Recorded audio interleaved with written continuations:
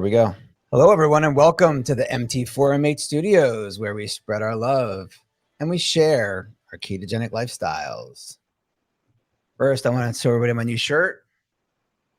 Yeah, it says, eat beef, not wheat, and fix yourself with fat.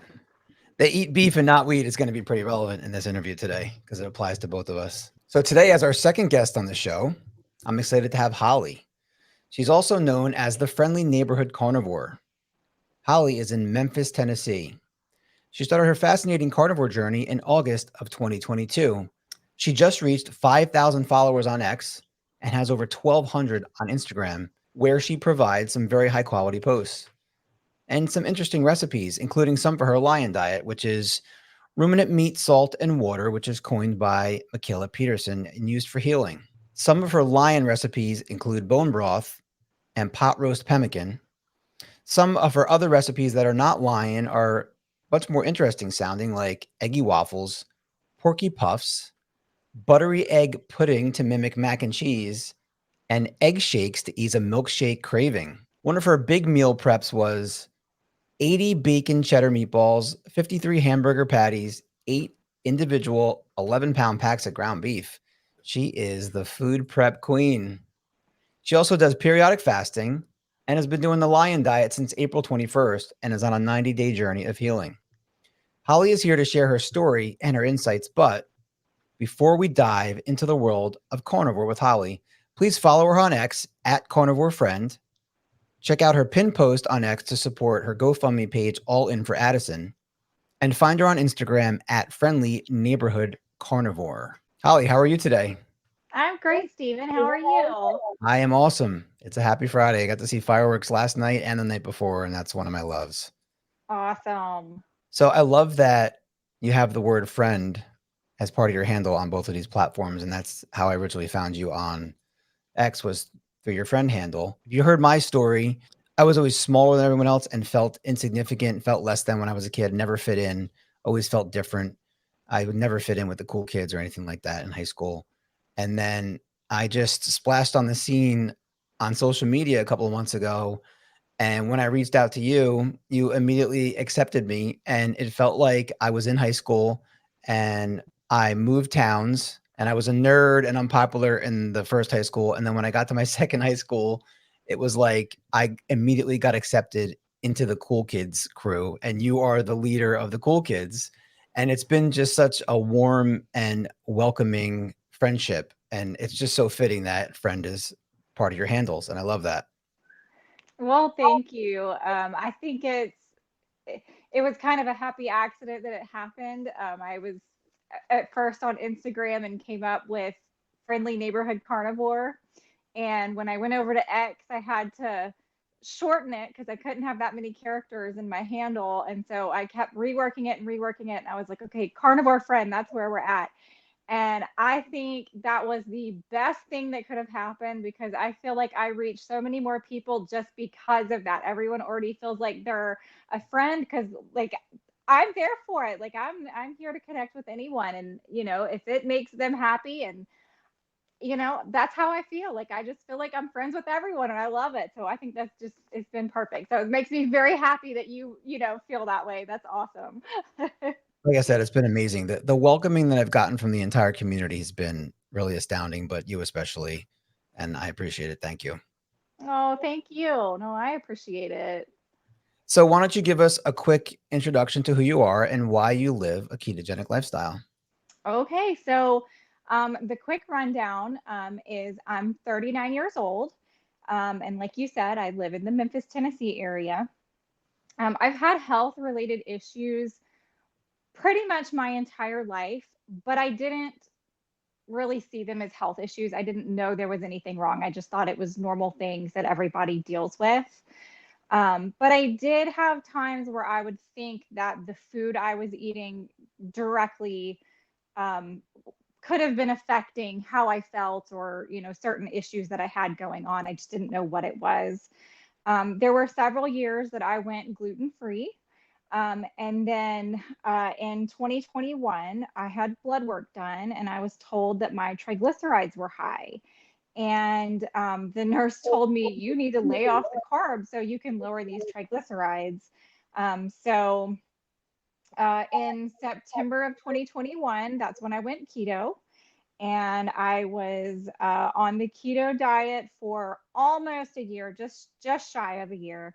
And then I transitioned into carnivore in August of 2022. And I have loved that carnivore diet and I have never looked back.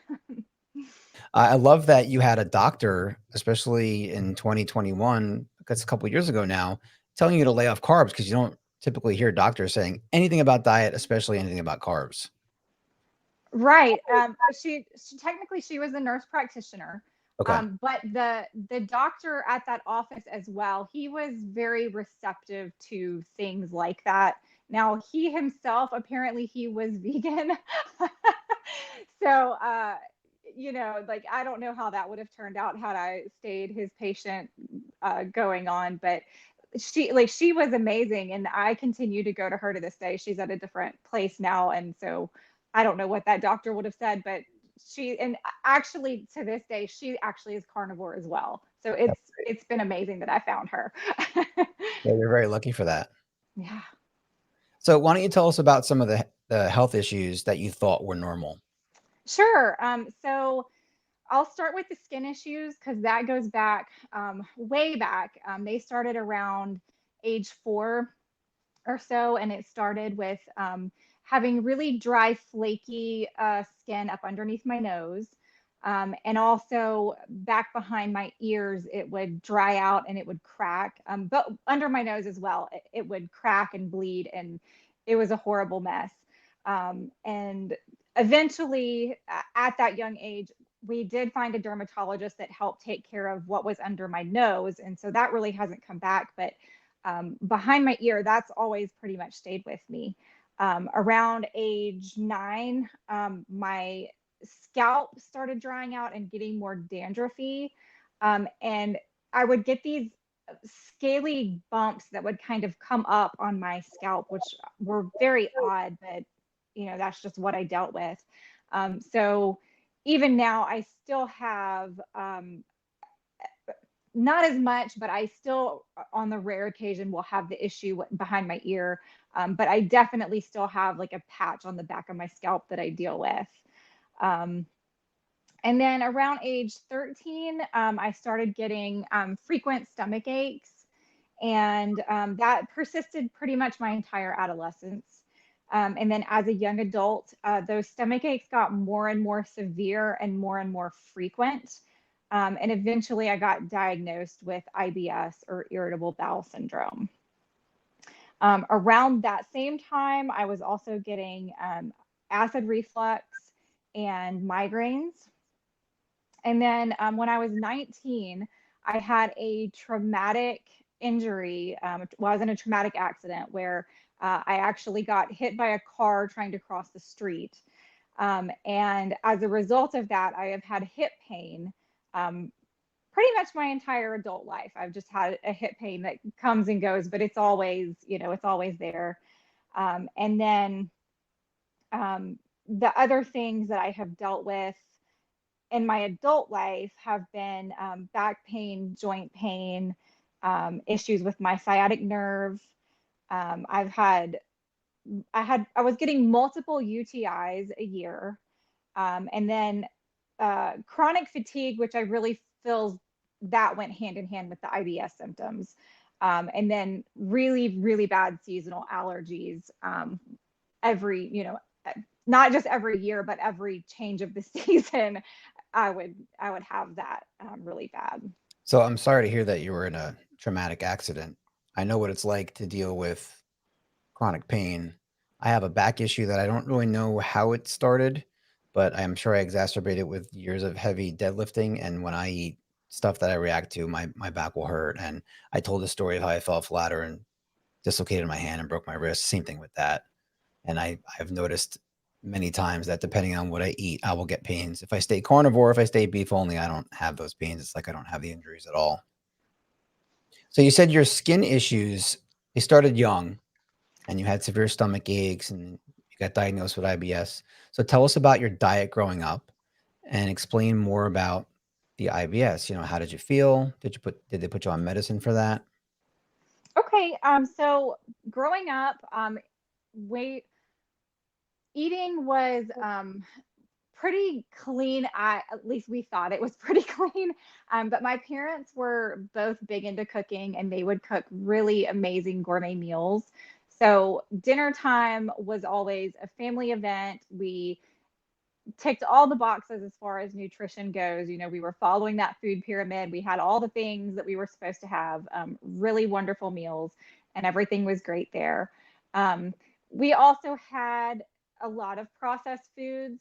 We didn't necessarily know that the processed foods were a bad thing, but kids growing up, you do things to make things quicker and simpler. So my brother and I, for breakfast time, it was cereals or toaster strudels or Pop Tarts, things like that. And then, of course, like fruit, things to add to make it a complete meal, so to speak. And then packing lunches for schools would be like sandwiches and chips and cookies and fruit snacks, things like that. So honestly, we thought it wasn't that unhealthy. We were kind of following a plan that we thought was fine. And even with like packing lunches and stuff, my mom never bought, like, if she gave us chips or cookies or something, she wouldn't buy the pre-packaged like small individual things to give you. She would measure out what we were getting. So like, some kids might get a pack of donuts, like a big pack of those chocolate donuts, and eat them in one go, whereas I'd get into my lunchbox and I'd have like 2 Oreo cookies, something like that. So we thought we were doing pretty good. I mean, it was pretty decent, but that's how it was. We had a standard diet. We had great food, but we also had a lot of garbage mixed in there with it. Now the IBS, the stomach aches that came with that were not like regular stomach aches. They were very, very severe, all-consuming pain. Just it was hard to wrap your head around. Whenever it would come on, it would be just time to shut down. I couldn't think, I couldn't speak, I couldn't be around people. I just had to be I had to leave wherever I was and be on my own in a room by myself, laying on my stomach, usually with like a hard pillow underneath to kind of put some more pressure on it. And I just had to be alone. I couldn't be bothered.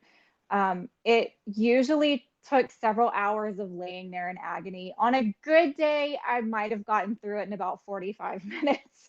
But I mean, it would have, a lot of times it took hours. Um, and so basically, for those hours, I would be laying there with severe cramping, really severe bloating, just so much gas, and I just felt miserable. Eventually, once I was done writhing in pain, my body would get to a point where it's like, okay, we're ready to rid you of all of this mess. And I would run to the bathroom and I would have diarrhea. And almost immediately, I mean, once I got rid of everything, I felt better. I mean, I wasn't hurting anymore. But at that point, I was so exhausted from the hours of agony that my day was done. There was no more functioning. It was it, I was drained. So it wasn't great. And it was happening when I was younger, like in my teens. It might have happened once or twice a week. As a young adult, it was happening 5, 6 times a week. I mean, it was possibly some weeks I would have an attack every single day. I mean, it was happening very, very frequently. So it was a mess. But when I got diagnosed with the IBS, there was no medication for it. Basically, they gave me a list of foods to avoid, and sent me on my way.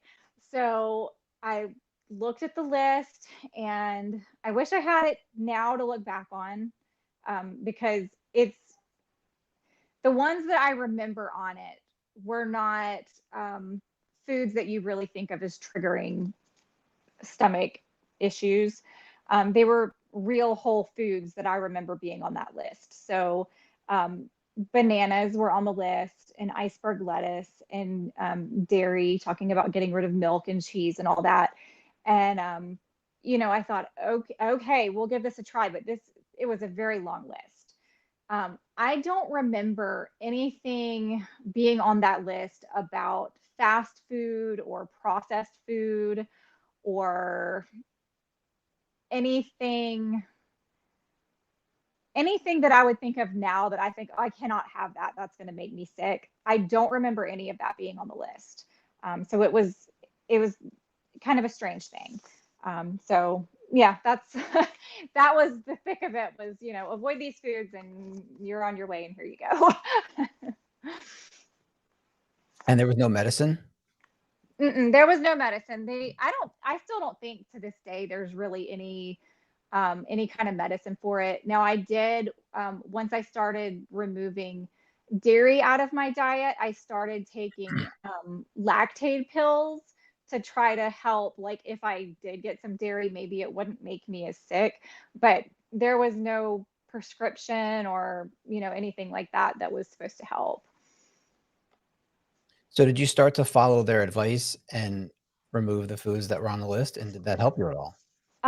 So I did. I didn't know where to start. There was no guidance to avoiding these foods. It was just literally, here's a list, see what works and what doesn't. So had I known then what I know now, I would have started with eliminating everything and then just bring things back in slowly. But instead, it was just kind of, okay, I have a list. So as I eat these things that I already was eating, we're just going to see if I react. And if I don't react well, I'll just remove it. So dairy did seem to be a big trigger for me. And so I stopped drinking milk and replaced it with almond milk and soy milk, things like that. Sorry. Yeah, and I didn't love it, but I very much didn't want to give up my cereal or things like that. So I'm like, well, we're just going to figure out like what's the best non-dairy alternative that I can still get my cereal fix or, whatever I wanted. So I was doing that, and it was kind of helping. I was I would still get the attacks, but it would be a lot less.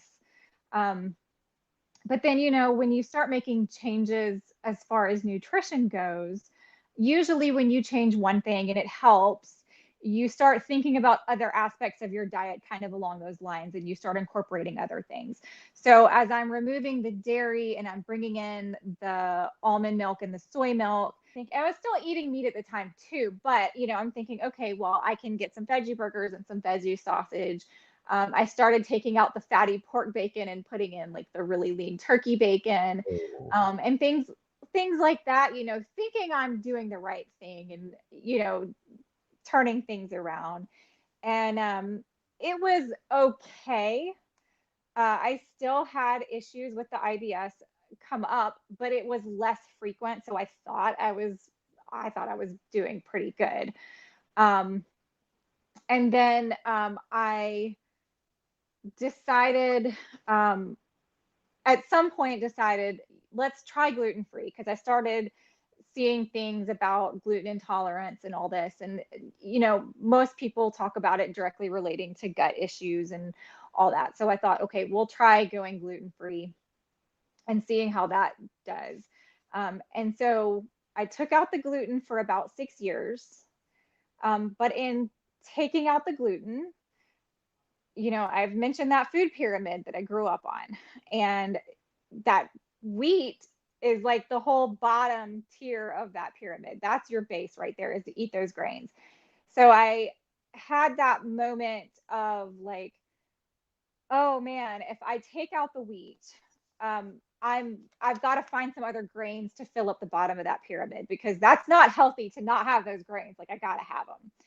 So I took the wheat out, got rid of the gluten, and I started adding in more oats and rice and millet, and not just eating them as grains, but like I like to bake a lot. So, having rice flour and oat flour and, all of these things.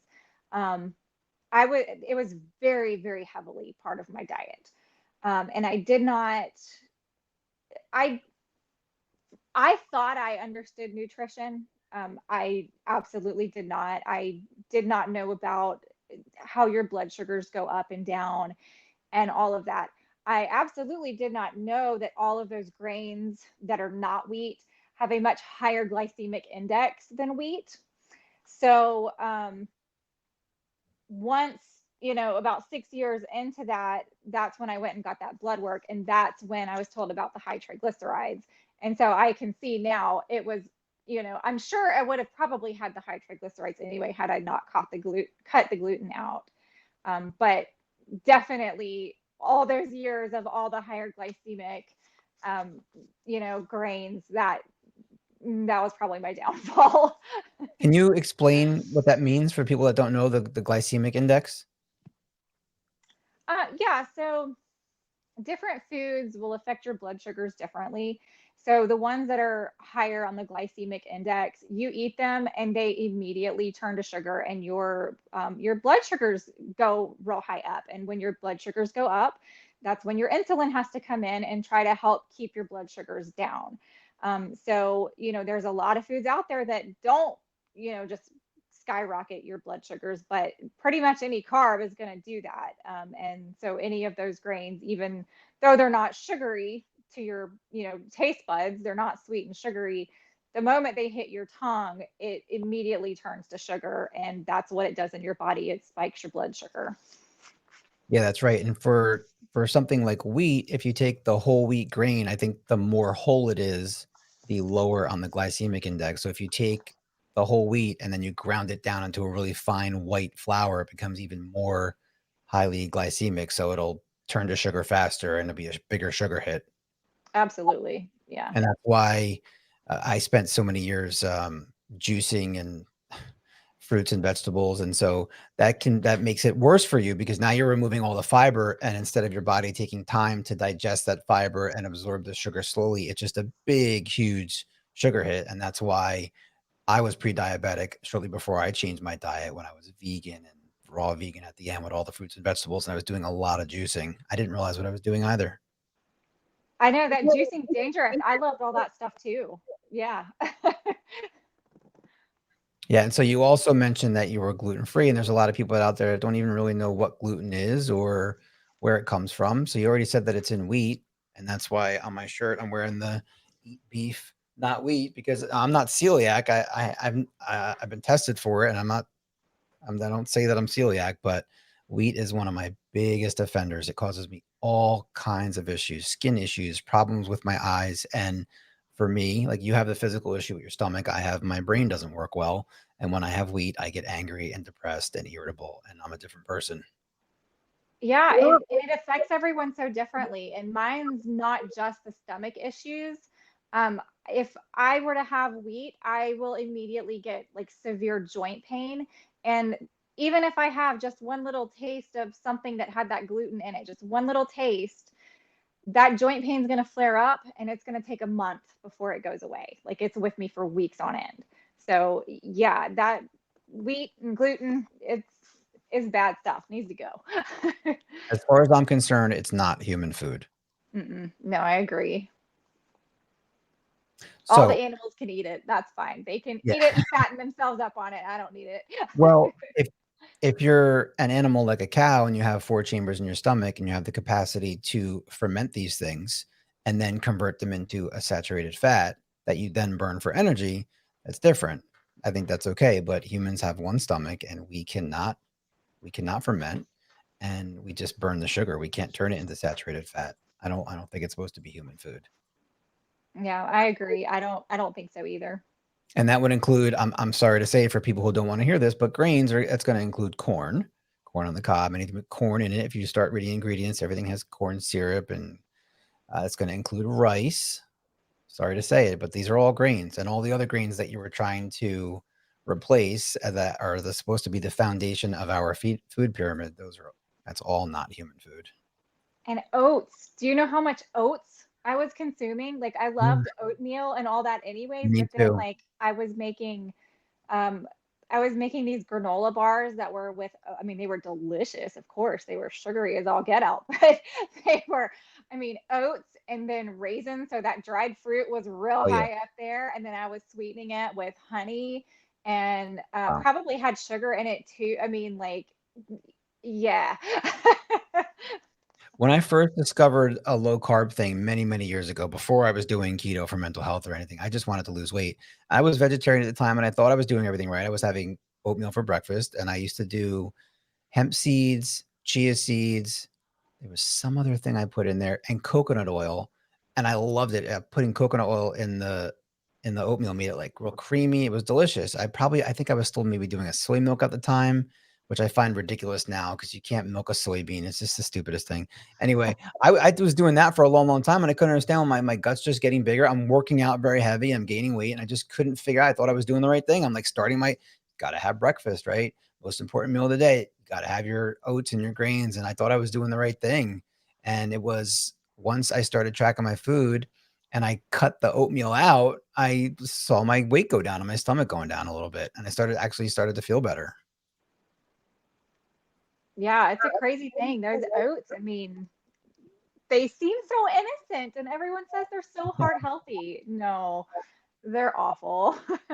Well, there's really no science to back up the fact that they're heart healthy. Hmm.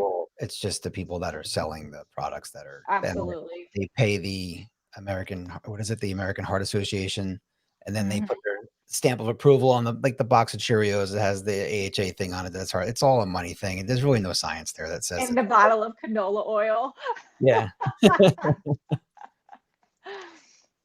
All right. So you said before that um, you were keto. And so what kind of healing did you see? And what led you to transition to carnivore? Yeah, so when I was keto for almost a year, and during that time, I had seen a lot of improvements over everything. And this is the point where I started to realize that these issues that I had had my whole life were actually health issues that I had always just dismissed as being normal. For that year, I was no longer getting migraines. My IBS flare ups were almost non existent. The occasional one that I had would be, it was usually either because I had a salad or because I had eaten at a restaurant, which usually meant that there were seed oils that had gotten into my food or cross contamination with gluten. So without that in the mix, the IBS flare ups were gone, which also brought down the chronic fatigue because I feel like that was really hand in hand right there. The UTIs, okay, so I was getting about maybe 2 or 3 UTIs a year for about 3 or 4 years there. And that was, I mean, that was leading right up to the point right before I went keto. The moment I went keto, I have never had another UTI. So that has been an amazing thing because that's a miserable way to live. The joint pain and the back pain and the hip pain were all gone. I never had another issue with my sciatic nerve. I'd had issues with that kind of on and off throughout the years. And then my seasonal allergies, including I used to get laryngitis when the seasonal allergies would hit. I would get laryngitis for a week where I would have absolutely no voice, and then I would get the allergy symptoms, and then that would turn into sinus infections. I would have to be put on like I would get the sinus cocktail shot and then I would have to get like a steroid pack to get over it all. Mhm. And like I said, it happened like every season change. It was not once a year, it was every season change. Um, Gone. Not had a problem with that at all since changing to keto. That's a really Um, big one. I think we should stay on that for a second because yeah. in my life, people like my wife and my mother, they both deal with this and they just think that I'm some kind of kooky quack when I'm like, well, if you change your diet a little bit, it might get better. They don't seem to understand that that's what happens. So it's important that you highlight that. Yeah, it was a very surprising thing. Uh, who the heck would have thought your seasonal allergies, they're literally because of the things changing around your environment. Who would have thought that would have made an impact? But completely turned my world around. Like, it's amazing. And that was just from going keto at the time, just from lowering your carbs. Yeah, that Right. was just from going keto. You didn't Yep. do anything drastic like eating all meat like we do now. Nope. It So didn't that was even just take from lowering that. your carbs, right? Okay. And Hmm. so you probably were not, you probably didn't know if you were in ketosis or not, but you probably were if you were low carb enough. I'm sure I was. I'm Yeah. I'm pretty So sure I was. Yeah. it's eating low carb enough to be in ketosis, not low carb versus what a standard American diet is, where it's 60% of your calories from carbs. You need to be Right. you need to be pretty low. You need to be like 5% or less. Right. Well, and I guess the biggest tell to say that I was in ketosis would probably have come from the fat loss that I had over that time as well. Because I had, over those 6 years that I had gone gluten free, I had gone from 115 pounds to 140, which doesn't sound like that big of a deal compared to where most people are. I mean, nowadays 140 pounds doesn't sound like that big of a deal. But for me, that was a big deal. And I had no idea that, I went keto to lower my triglycerides. Now, when I discovered what it was, and I saw that it would help me lower my triglycerides, but I was also seeing that it was a weight loss solution.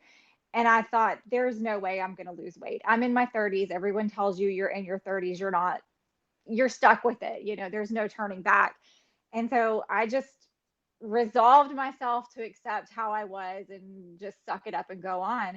And I thought, you're doing this for your triglycerides. Don't even focus on the weight loss. That's not a thing that's going to happen. Don't worry about it. And good Lord, the weight just freaking melted off and like immediately. So, yeah, I would say I was definitely in ketosis because I mean, my body was burning fat. I mean, absolutely. Don't sell yourself short because 140 may not be a lot for some people, but for you it was. And you're talking about 25 pounds. If you take anybody and you just say, hey, how would you feel if you had an extra 25 pounds on you? It doesn't matter what your weight is, it's not going to be comfortable. So just because you were smaller or you're a lower number, like just like for me, when I was at my heaviest, I was like 195. And for me, I was fat. And I would say that I was fat. My wife would be like, well, you can't say that around anybody because you're going to insult somebody. And like, I'm fat for me. That's all that matters. It was disgusting on me.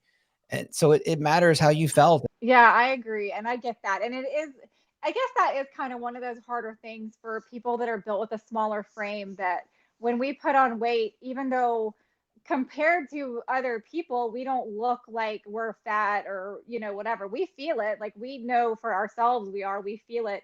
But you're right. Like we almost don't want to complain like, oh, I'm fat, because other people are like, you can't say that because you're smaller than me. Right. So it's kind of a weird, I don't know, it's a weird position to be in. It is.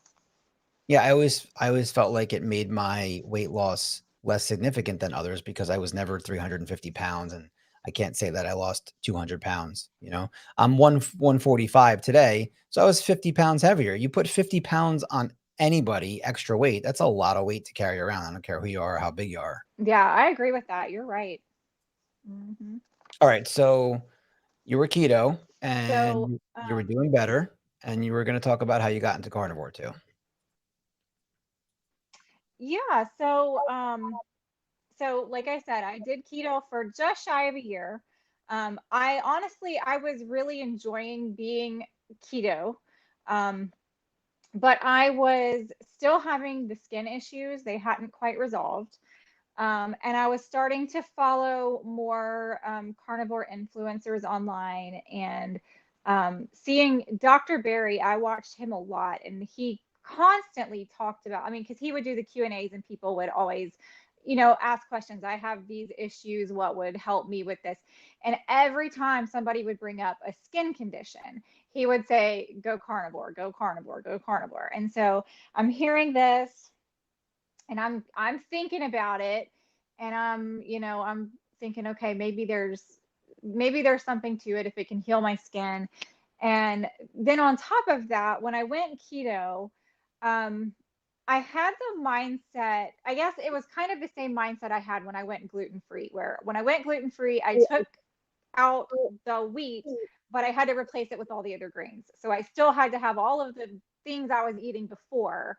I just had to have a gluten free version of it. So then when I went keto, I kind of had the same mentality. It was like, well, we're not going to have the carbs, but you can still have a low carb cookie. You can still have low carb donuts. Like you can find a way to make something different and still make it fit. So I'm still in the mindset, let's make the low carb version and still have that because that's how I've always been. That's what I need in my diet. So I'm trying to manipulate every day's meal plans to fit the macros so I can still have the essentially junk food. I mean, even though I'm not buying like the keto treats and stuff, I was making my own. Essentially, it was junk food. So I'm still looking for ways to fit all of that in my macros and everything to the point where like I'm obsessing about it every day. Like I'm planning out every meal I'm going to have for the following day. So I know exactly what I have to look forward to and if it's going to fit my macros.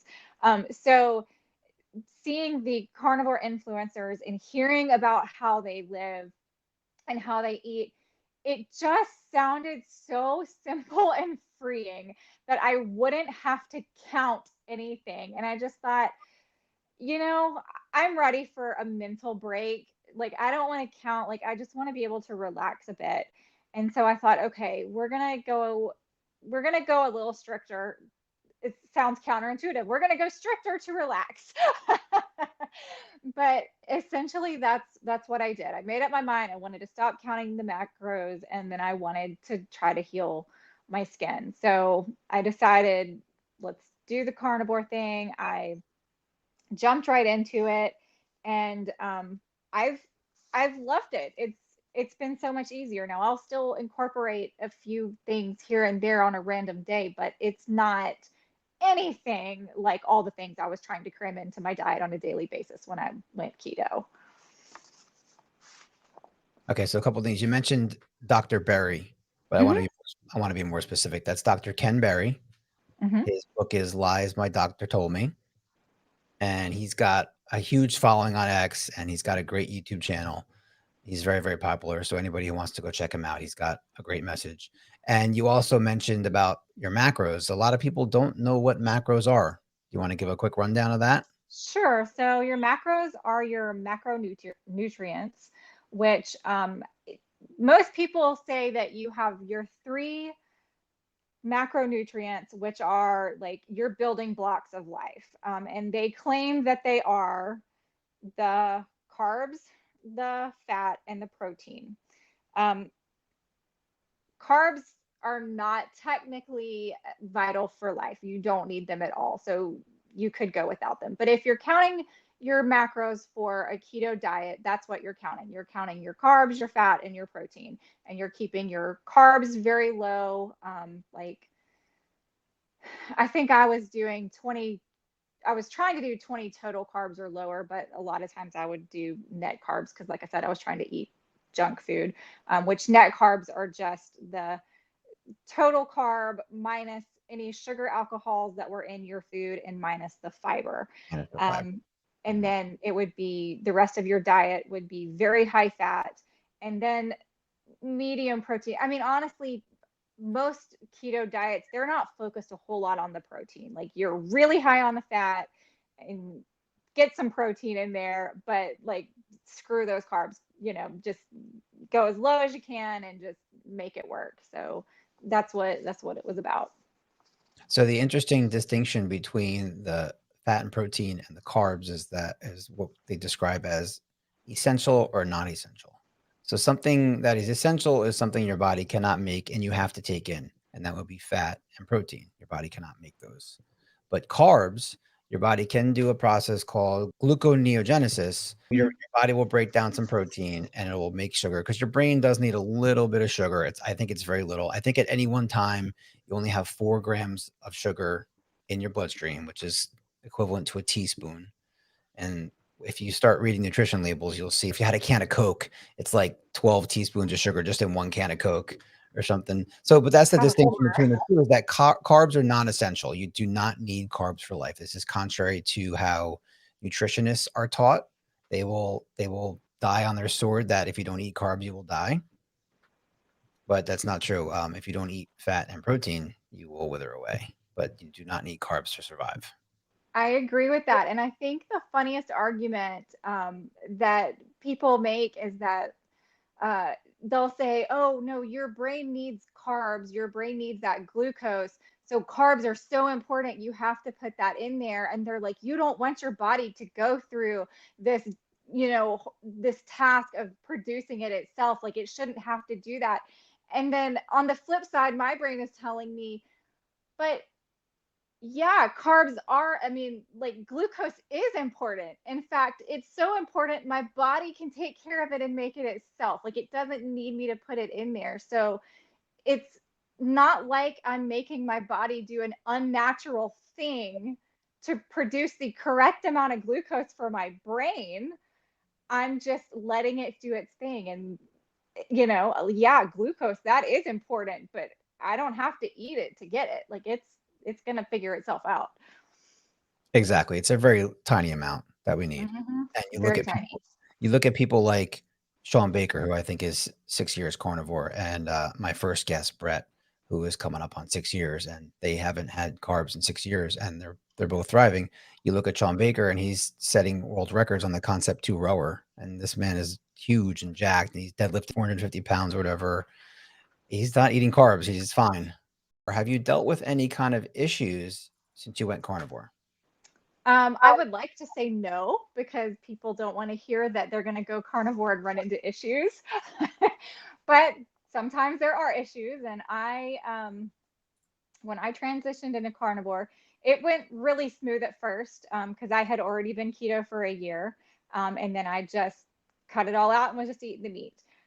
About 3 weeks into carnivore, I all of a sudden started having joint pain and muscle spasms. And my hip was starting to hurt again. And I couldn't figure out why. I thought this is very strange that I have been fine the entire time I have done keto. Um, Everything has felt better. And now I've switched to carnivore, which is supposed to be even more optimal. And this is not good. Like this is uncomfortable and I'm not feeling good. And so I'm trying to rack my brain and figure out what could this be. And I'm thinking, okay, well, a lot of these carnivores are talking about how they can deplete their electrolytes pretty easily because they don't have, they're not eating the carbs that are going to hold on to that fluid in your body.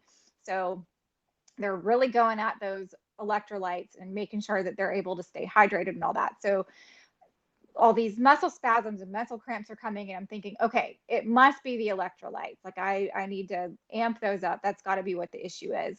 So I went out that day and I went and got some magnesium and some potassium, and I was already pretty good on the sodium. I was salting my food pretty, to taste, so it was pretty heavily salting.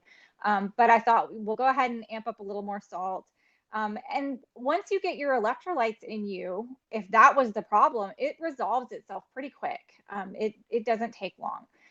Um, I went to bed that night and I was still in pain. I was still having the cramps and the muscle spasms, and my hip was hurting. And as I'm laying there, I'm really uncomfortable. And about 2 o'clock in the morning, I'm finally like get myself up out of bed because my back started hurting at this point. And I'm like, what the heck is happening?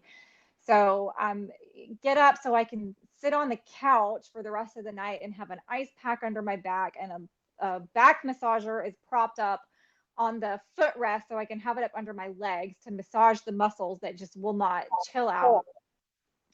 And I'm just in misery. And later that day, everything is still persisting. And my hip, like I said, it had started hurting, but the hip pain got really, really severe. And I just was starting to remember when I had that accident, how bad the pain was when I was in the hospital. And At that moment where I'm triggering memories of the hospital, it occurred to me what was happening, because I had seen all of these interviews with Sally K. Norton about oxalates and oxalate dumping. And one of the tells that she had was, she said that a lot of people will have severe pain in a previous traumatic injury.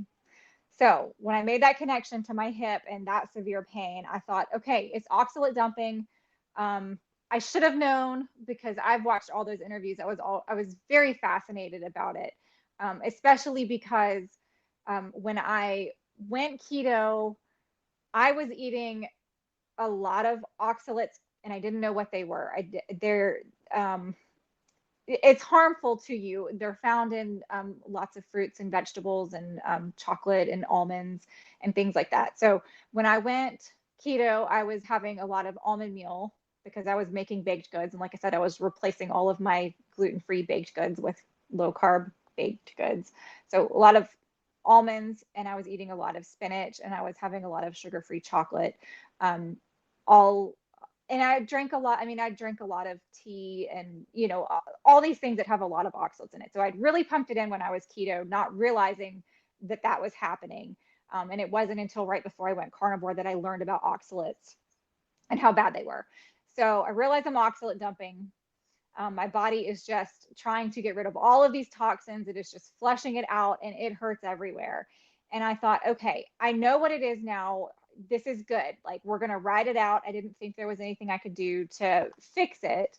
But I knew what it was. And that, for me, put me in a mindset where I was like, I can handle this. Like, we're going to be fine. We know what it is. We're just going to ride it out. It means we don't have to quit carnivore. It's not what we're eating that's destroying us. It's what we previously ate, and we're not putting it back in anymore. So 4 days later, I am still in agony and I'm still going through this. And I'm thinking, I can't handle it anymore. I'm going to lose my mind. Like, I can't function. I'm not sleeping. I'm just, this is horrible. So I start getting back on the internet and pulling up more interviews with Sally K. Norton. And I'm thinking, I know there's got to be one out there where she tells you there's something you can do to, like, rein it in. There's got to be something.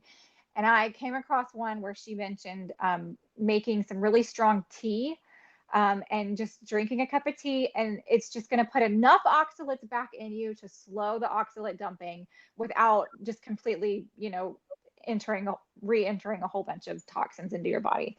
So I made a cup of tea, and I'm just going to tell you, from the moment I drank that tea down, 10 minutes is all it took, and everything was normal. All the pain went away, all the spasms were gone. I was fine in 10 minutes. So I thought, okay, this is absolutely amazing. That is exactly what it was. It was the oxalate dumping. I know how to get it in check now, so we're great.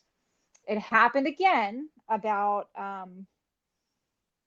I don't know, maybe 2 or 3 weeks later, and I had the same symptoms again, but this time I broke out in a rash from my shoulders to my ankles. It didn't hurt, it wasn't itchy or anything like that. It was completely a cosmetic thing. I could just see all the spots everywhere. And I was having all the other symptoms. I drank that tea again, and it took care of everything except for I did end up having that rash for about a week. But like I said, it didn't bother me as far as feeling it or anything. Um, but that made me realize that a lot of people complain about getting a keto rash or, something like that. And I really think that the oxalate dumping is probably what people are going through when they get a keto rash and all that. I just want to clarify for our audience that we're not saying that the tea was somehow good for you. It's just that you had so much bad stuff in it that we're referring to as oxalates that your body was dumping it out too quickly and just causing you a lot of pain because you went carnivore at that point. You weren't eating any more of that stuff. So it signaled your body to just release it all, and it was coming out too quick. So it was kind of like a withdrawal symptom. So you took a little bit of, it's like the hair of the dog, to slow that down. That's all that was, right? Right, absolutely. Once that was done, you were keto for a while, you had improvements, but you still had issues. Then you were carnivore, and the transition sounded like it was a little bit rough with all that oxalate dumping, but you stuck it through. What was the light like at the end of the tunnel? So once I went carnivore, I mean, I really haven't had any issues outside of that oxalate dumping. That was the worst of it. Um, I don't have IBS symptoms at all anymore. That's completely cleared up. Gone. Um, Gone. Like it's gone. How much of your life did you experience IBS before carnivore? From age 13 to 36, I guess, when I started keto. So most of your life you dealt with IBS, Yeah, and absolutely. now you're carnivore and it's gone. It's gone. That's the message that I want people to hear. It's gone. Yeah, it's completely gone. Yeah, it's gone.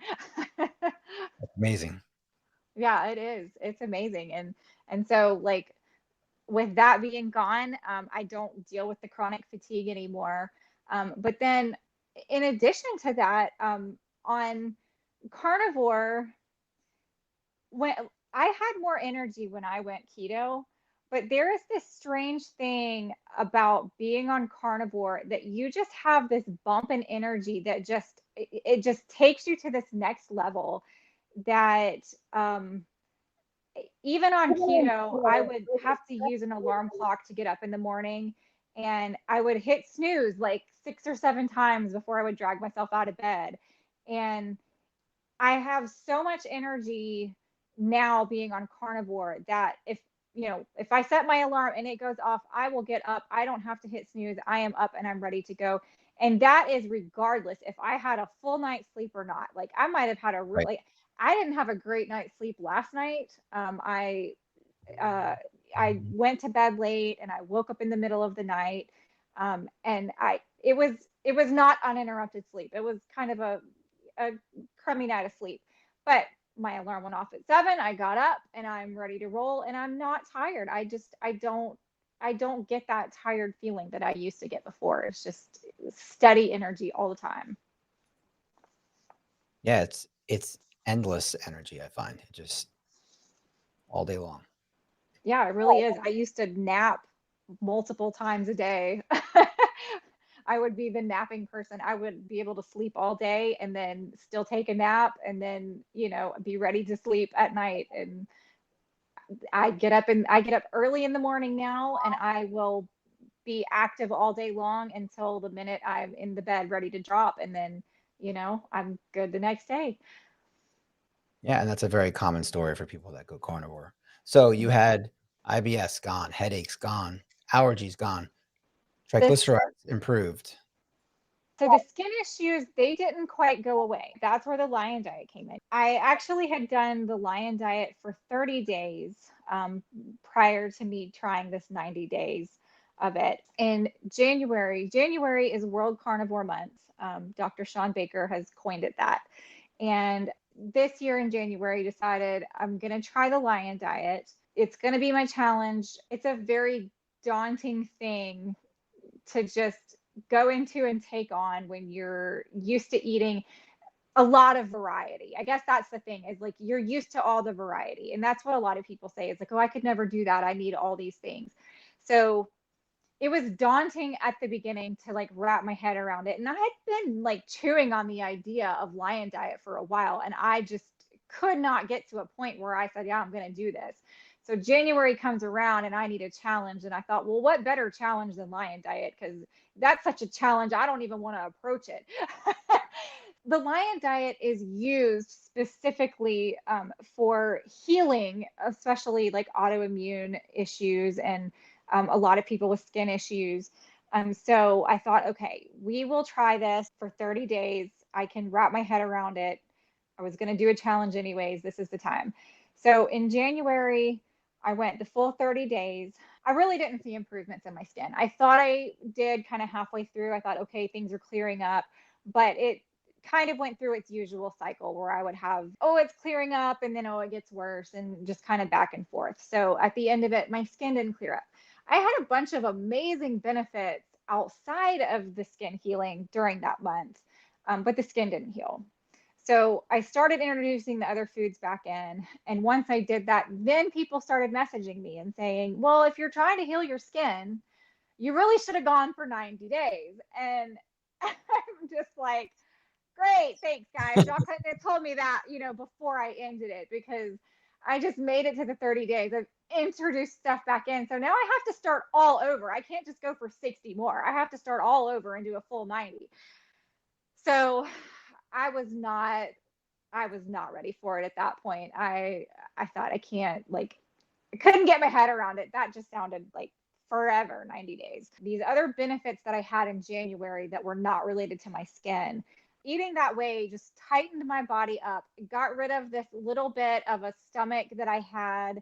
I've got abs that are starting to show, and like my muscles in my arms are starting to show. And I mean, I was like, man, this is nice. January is my least active month of the year. I hate being cold.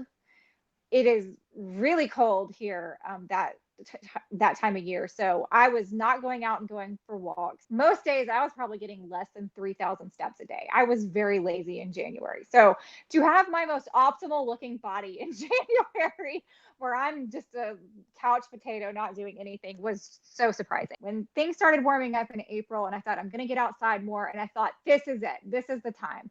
I'm going to go back to the Lion Diet to do it for the 90 days, because this way I can get more sun, getting that vitamin D. Then if at the end of 90 days, if my skin didn't clear up, at least I will have a beach body ready for the summer.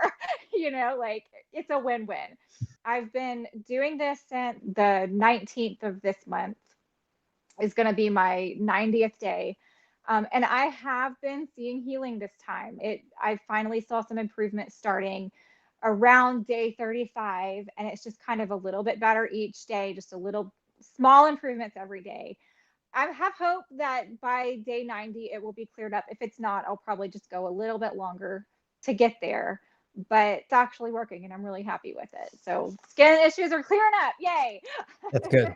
I was gonna ask if you weren't totally clear by 90 what you're gonna do. So that's good. So one thing I'd like you to do is I'd like you to describe the difference between your carnivore diet versus the lion diet. People don't even know what macros are, what carbs are. They surely don't know what carnivore and lion. You said it was daunting, but people don't know what that means. Right. So talk about the difference between your carnivore diet and the lion diet. When I was just the regular full-on standard carnivore diet. Now, most people will include dairy on a carnivore diet. At the beginning of it, I was having, I didn't do milk, but I would do like cheeses and stuff, but definitely any kind of ruminant meat. So beef, lamb, bison, things like that. Any kind of meat, honestly. If it's an animal, you can eat it. So fish, shrimp, chicken, pork. If it has a mama, go for it. That's where you can go with it. A lot of people include dairy. Definitely eggs are a big part of what I eat. Now, leading up to what I'm doing now, for the past year, I had actually cut out dairy. Again, that was in an attempt to see if it would help my skin heal, because dairy can be inflammatory for a lot of people.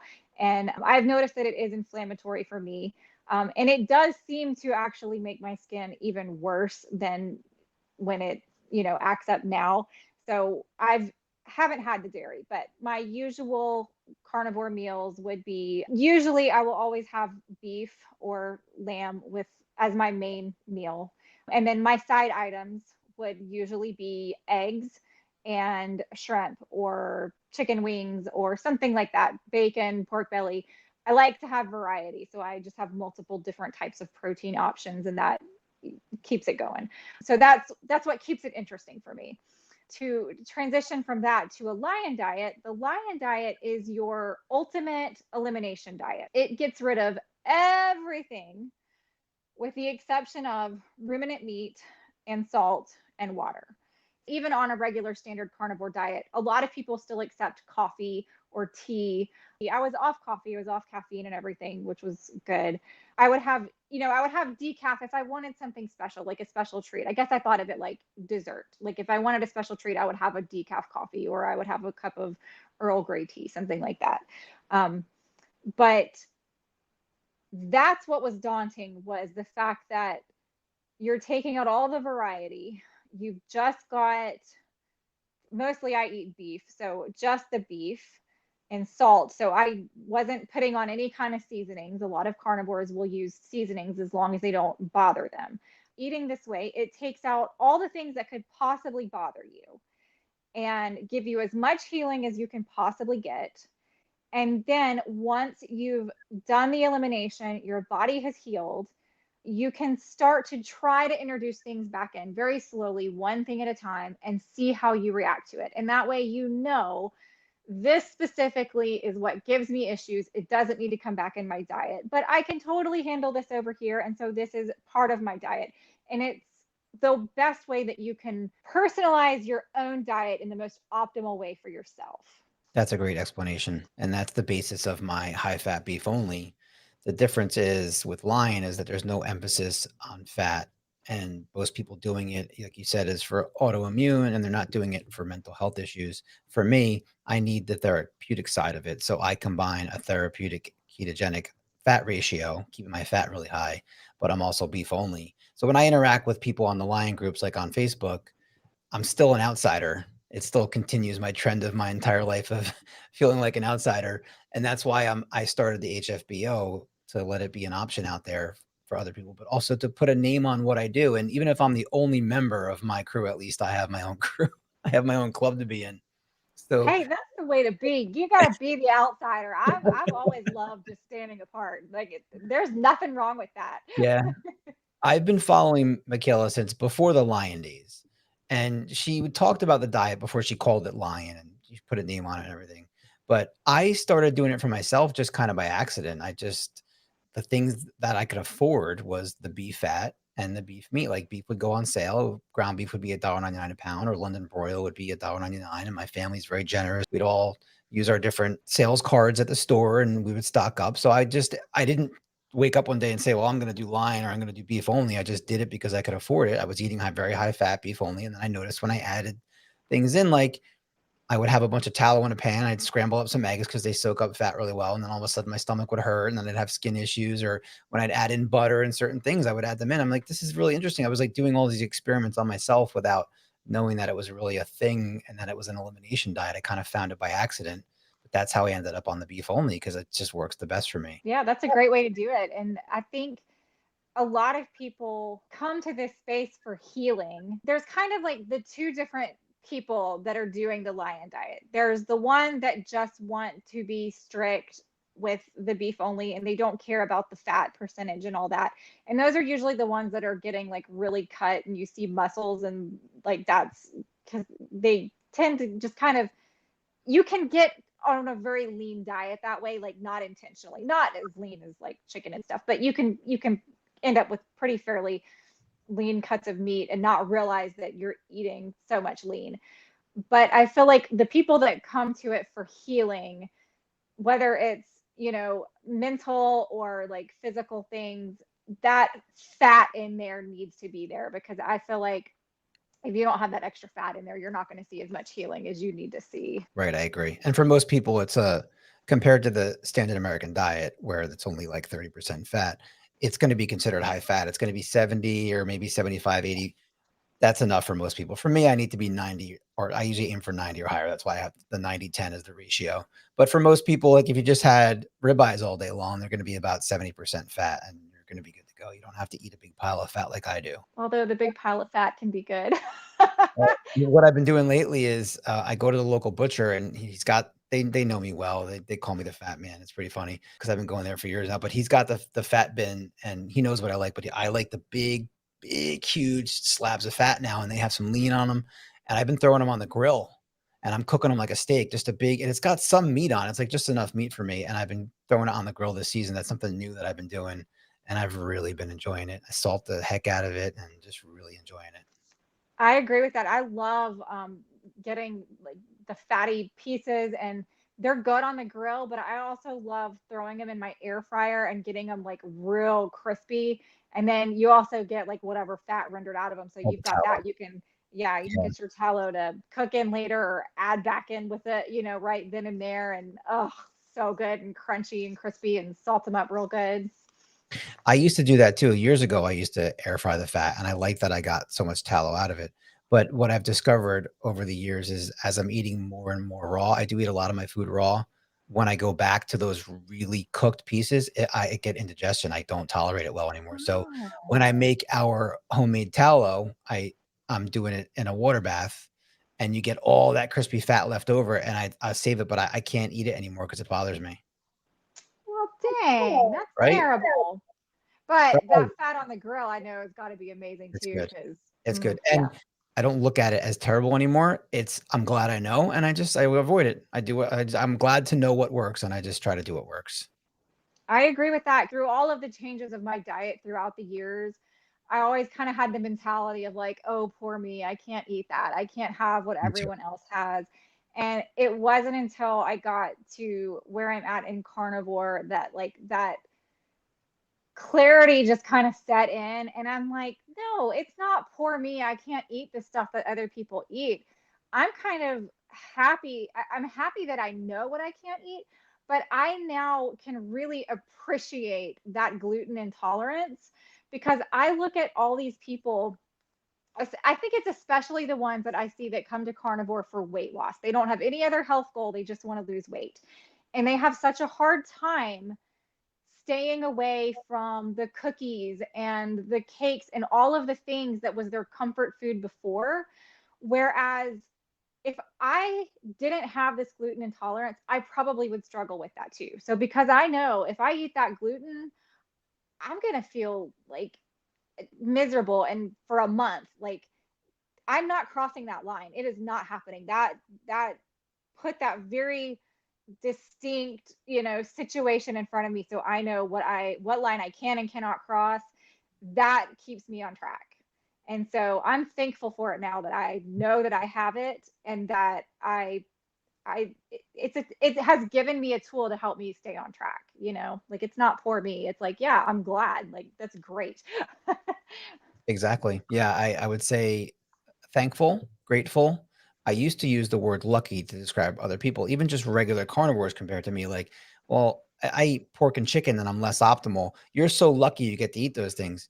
I don't look at it that way anymore. I look at it as I'm lucky that I found what works so well for me. And then I can, instead of being a 7 or an 8 on a 10 scale, I can be a 10 plus because most people are never going to feel that.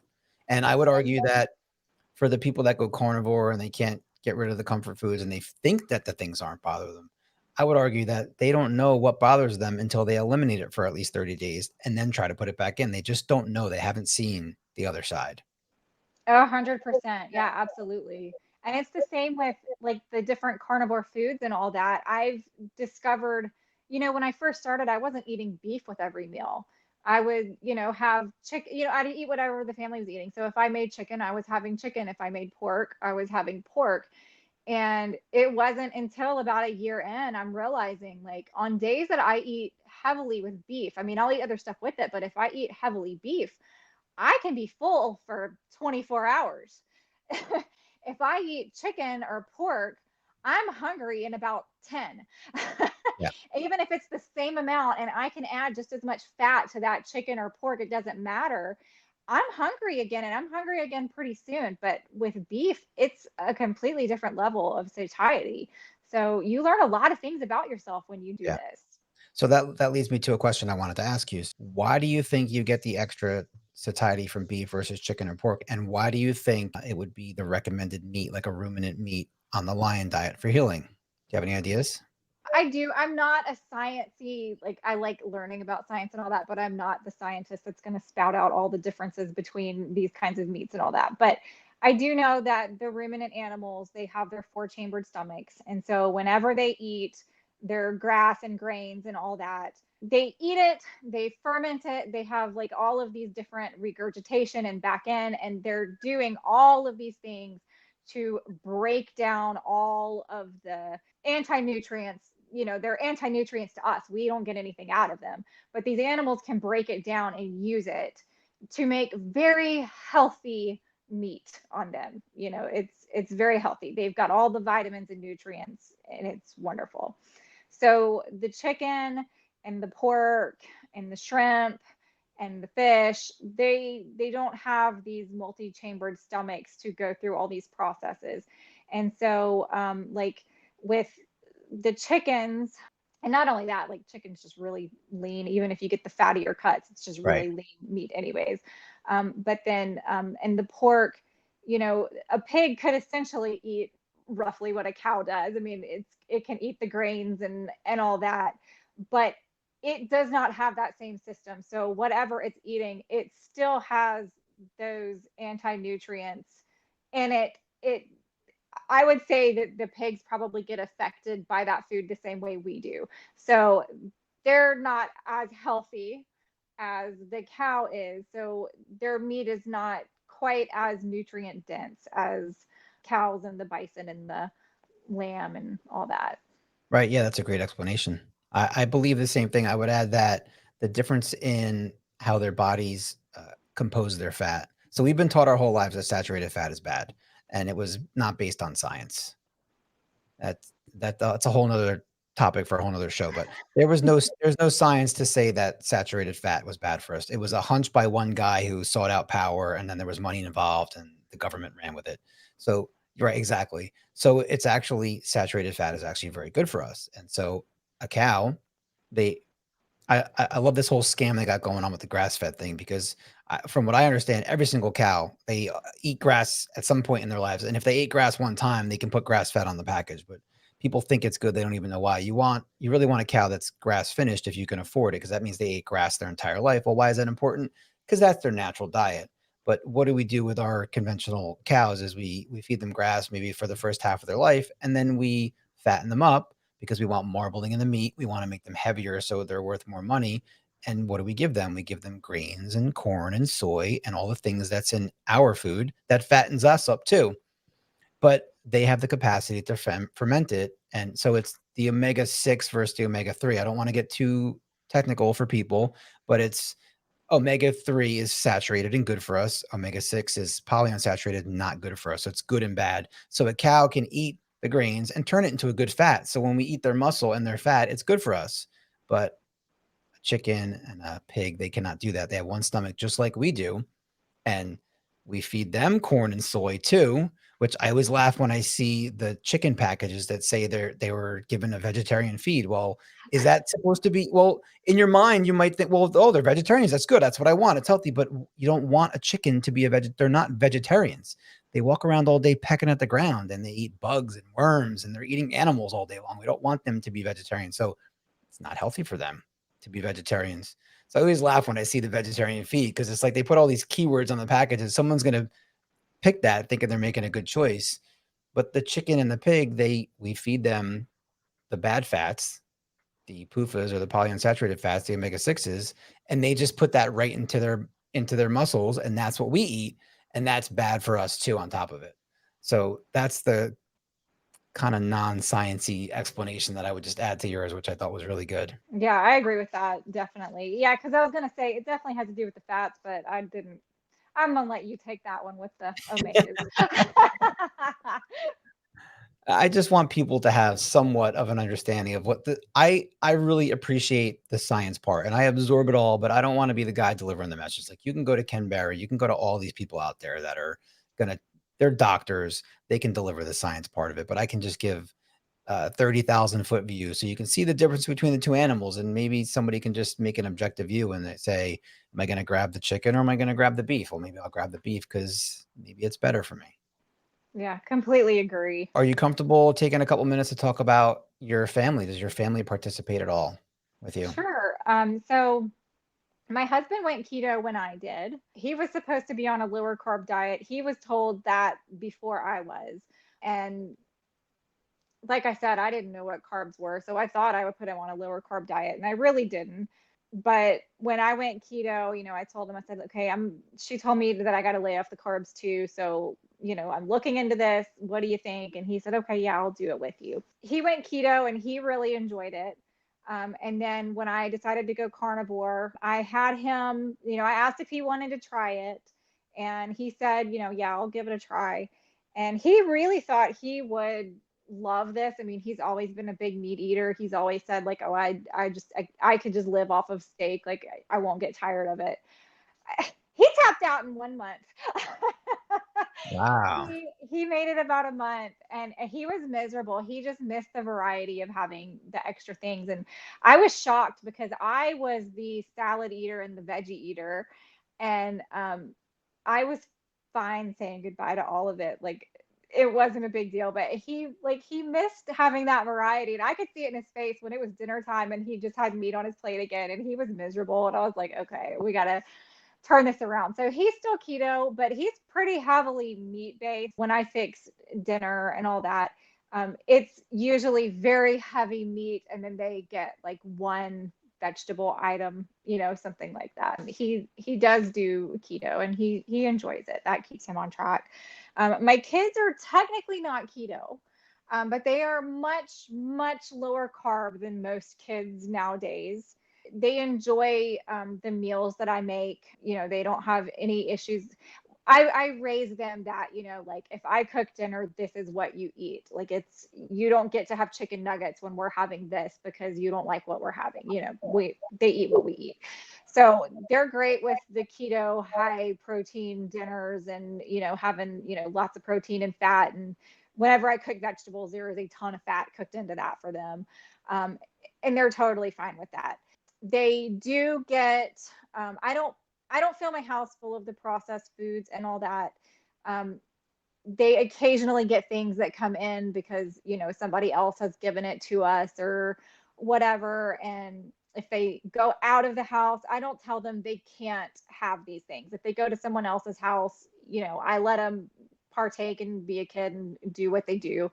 But this summer, we've really focused on looking at portion sizes. So I'm having them actually look at the labels on containers whenever we have something that's processed with a label on it. Great. Look at the, look at this, look at the serving size. And a lot of times, it'll say like this many chips or whatever, but it'll usually say how many grams. So I have shown them like, okay, this is my kitchen scale. Here's how you work it.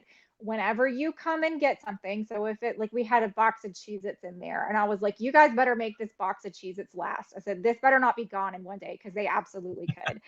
And they made that box last for a couple of weeks. I was so impressed. But they learned, like, they get a bowl and they pour them out and they measure it to 30 grams or whatever it is. And they can physically see what a portion size is. And it's really helped them understand, like, okay, I can eat like a handful of these.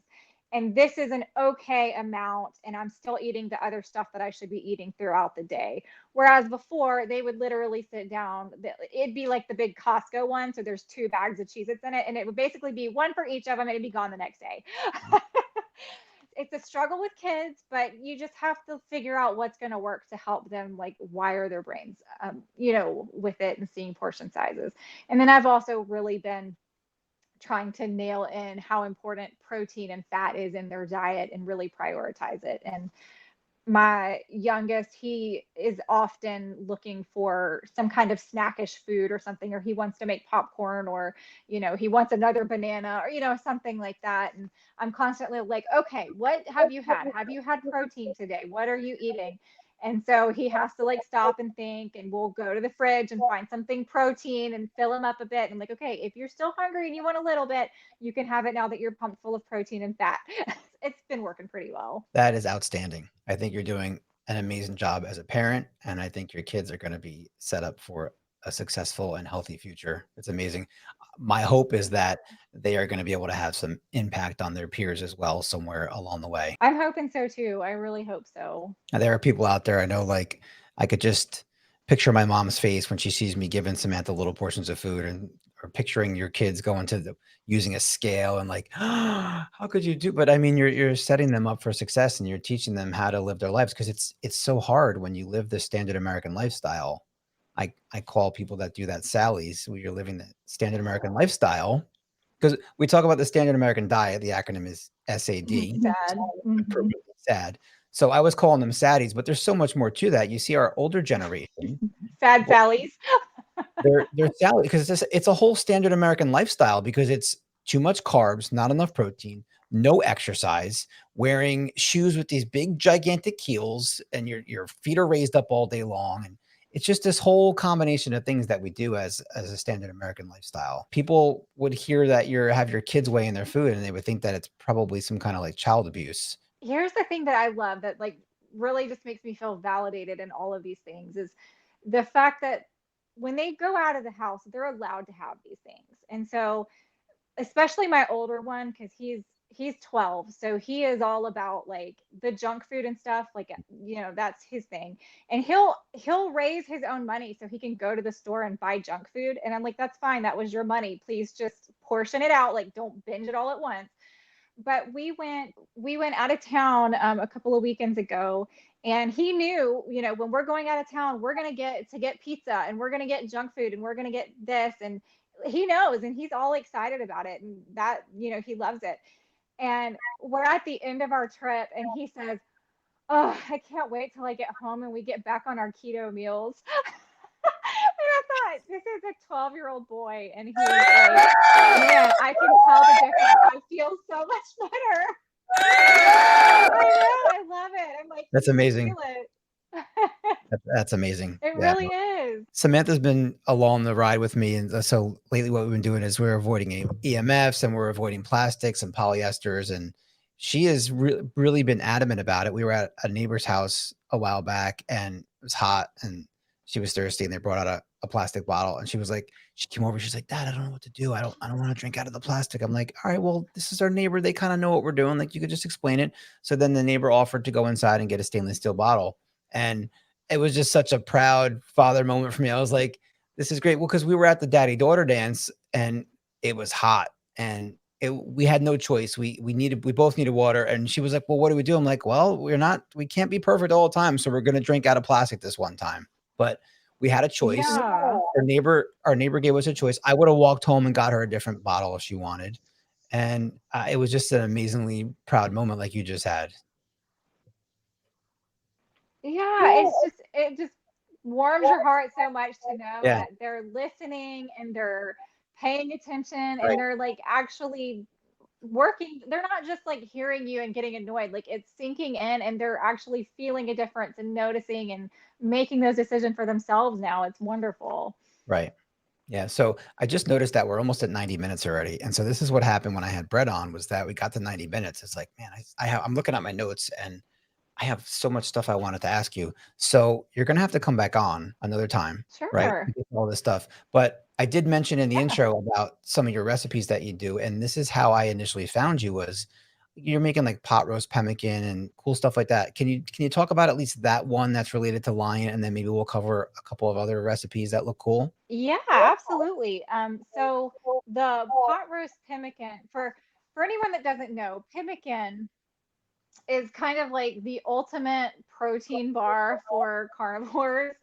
And it goes back to, I mean, I know like the Native Americans used to actually make it too. So I mean, it goes dates way back. But it's just dried meat and fat, rendered tallow, and you blend it together and make it into a bar. And it's supposed to be shelf stable for who knows how long. I mean, I think I've seen that like it's shelf stable for like 40 years or more, assuming you get all of the moisture out of it when you make it. So I like to play around with different types of beef, just trying to get different flavors. I like to test things out and see what kind of different flavors I can get. And I was eating pot roast one day, and I was thinking, man, like this would be really good as a pemmican. Like it tastes so good. And so I just took the leftover pot roast meat, just kind of drained off all the liquid, and I put it in the dehydrator, dried it out completely, and just blitzed it into meat dust pretty much. Just use a food processor and turn it into meat dust. And all you have to do is weigh out equal measurements of the meat dust to, you would have to do it by weight, but equal weight of the meat dust to tallow, and mix it together. And then you can add salt. I think I might have added smoked salt, because Mm. it's just salted, but it's got a smoky flavor. It's amazing. It's really delicious. And when I'm not on lion diet, I really like to add ghee in there with the tallow, like half ghee and half tallow, and it gives it this really, really rich flavor. But you just, put them in. I put them in silicone molds and stick them in the freezer to harden. Some people will just lay them out like on a full sheet and then just cut them later after they've frozen. But I like them in these little squares about this big, and they're nice and flat. And I like to keep them in the freezer. And it is the weirdest they're the most delicious flavor. I mean, it is savory, meaty flavor. They're so good, but it is the weirdest experience for your brain the first time you have it, because it is almost the texture of a cookie. So you bite into these, like they look like chocolates, but they're the texture of a cookie when you bite into it, but you get that delicious savoriness of a pot roast. It's kind of like Willy Wonka in the Chocolate Factory when he has that, I think it was gum that had every flavored meal, and she's like, Yeah. "Oh, it's a roast for dinner." Like, Yeah. it's bizarre like that, but oh my gosh, it's amazing. They're so good. It sounds so simple, and you've inspired me now because I have a dehydrator. I got it 5 years ago when I changed my diet, but I don't spend time doing those kind of things. But I think for at least Samantha's interest, we're trying to do more of a carnivore thing for her now to try to get, because she was eating a lot of almond flour treats, and we were grinding up pecans to make a lot of her high fat treats. And I want, because she has really terrible skin issues. And so we're, now that it's summertime, we're trying to eliminate some of that stuff. So I'm going to break out my dehydrator and start trying that. Because she loves pot roast. We just made a corned beef the other day, and I wonder if you could do it with corned beef. She Oh, you absolutely loved could. it, right? So for anybody who wants to see any of these pictures of Holly making this stuff, you should go to her Instagram. She's at Friendly Neighborhood Carnivore. I'll put that in the show notes too. So there was one other thing, at least I want to make sure I cover this today because I am curious about the Porky Puffs. So, Porky Puffs, that was not my invention technically. I saw a lot of people doing it, but before I started calling them Porky Puffs, so it's pork rinds. I've always loved them. But when I went keto, you start looking at the ingredients list on everything, and all of the flavored ones are just garbage. I mean, they're terrible.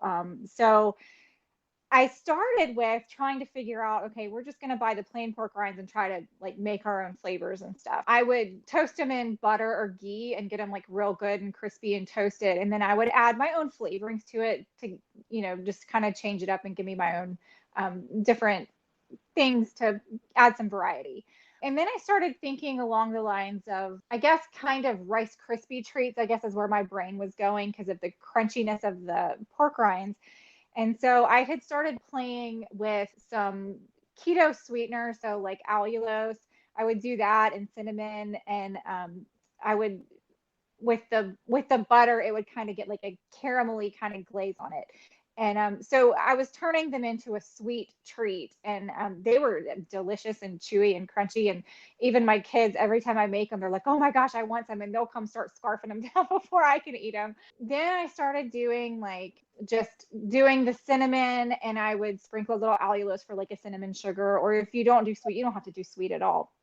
But I started seeing I think Courtney Luna is the one that I was seeing the most doing her bowls of Porky Puffs, where she would just put pork rinds in a bowl and pour milk over it and eat it like cereal. And I'm like, what the heck is wrong with her?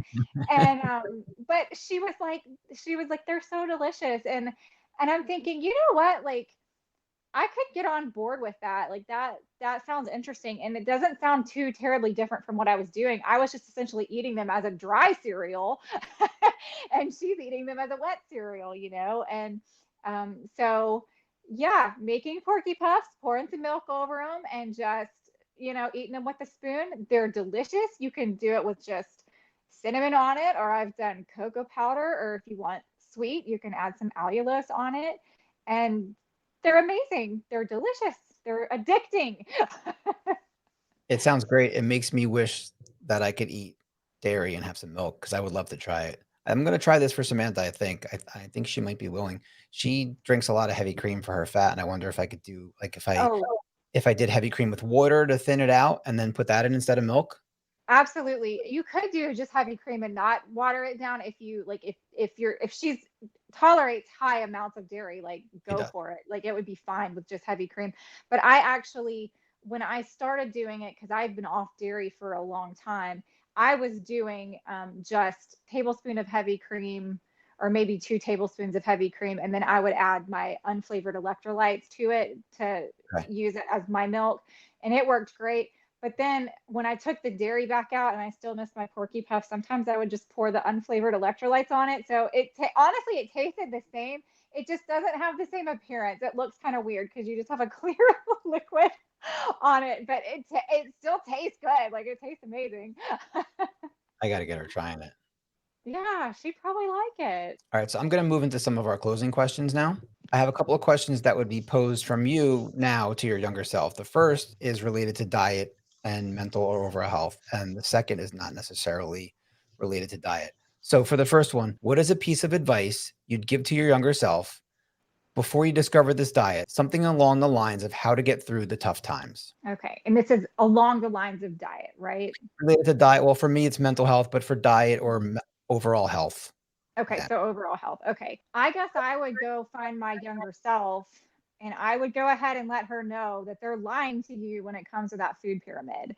Like, I know that you trust these people, you're in school learning this, and like this is what you think is the way.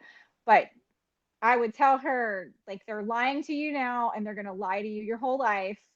It's good to know it now, have your eyes open so that you can make better decisions for yourself in the future. That's great. I love that. So the second question is not necessarily related to diet or mental health, but just more of a life lesson that you would give your younger self. If you could go back in time and give your younger self one piece of advice, what would it be? Stop worrying about what other people think about you. We're very self-centered, just that's how we are as humans. We're very self-centered. And nobody is thinking about us quite the same way we're thinking about us. If I could have focused more on just myself and my needs and not worried about, are they judging me? Are they thinking this? Because nobody's thinking about me as much as I think they're thinking about me. So if I could just get their perception of me out of my head and just go about my life with doing what makes me happy, it would have been a lot easier in life. It would have been a lot smoother transition. That's great. I love that. There was a movie that came out a couple years ago called Lyle Lyle Crocodile, and there was a character in that, the magician, and he was a wacky guy. I loved him, and he had some really great quotes in there. And I remember they were walking down the street, and he just was like being flamboyant. And they asked him, like, "Don't you care about what other people think?" And he said, "Nothing could be of less importance than what others think." I And love that. I had that as my email signature for a while. I absolutely loved it. Yeah, that's perfect. That's great. All right, so this is going to bring us to our signature question. What's one powerful piece of fat-fueled philosophy, a life lesson, or a mantra that you've embraced on your ketogenic journey and that you think could inspire our listeners? My philosophy is it's going to sound kind of counterintuitive at first. It's going to sound not like the best advice. So just stick with me on it because there's a reason for it. Um, so when people go into the carnivore diet, or really keto too, but go into this lower carb world, keto and carnivore, they're constantly asking the question, can I eat this? Can I have this? Is this okay? You know, they're looking for that thing that's going to make it okay to cheat on this lifestyle. And I personally, now I think if you're at the beginning of this journey, the answer is no, you don't cheat on it. You are mentally making that change. You've got that connection to, this is my goal, this is how I get to that goal, and that thing I'm looking for to cheat is not going to get me there. So you got to get through it, you got to find your path, and you got to get going. But once you have been in this space for, I would say, at least a few months, at least 3 months, you've made the transition, you're good, you're clear on your path. And I get it. It's hard to let go of these things from your past. It's very hard. And especially with how dopamine driven we are, all of your memories of these treats that you were looking forward to are good, pleasant memories. You loved them. They made you happy. They made you want more. It was a wonderful thing. All right, you're 3 months into your journey or more. You're missing these things and you're really fixating on like those good feelings you used to have and you used to associate with these treats. It's okay if you fall off the wagon. It's okay if you, and it's almost preferable if you are fixated on this thing and you make that decision, hey, I'm going to have it. Okay. Figure out where you're getting it from. If you're going to make it, wherever it's coming from, pick a date, pick what meal you want to have it during, and go do it. Now, that doesn't mean you get a whole cheat day, a whole cheat week. You get that one thing or that one meal, whatever it was that used to bring you so much joy, have it. Go right back on your next meal to your normal carnivore way of eating or keto or whatever it was, and just be prepared to feel the things because it's not going to feel like it did before.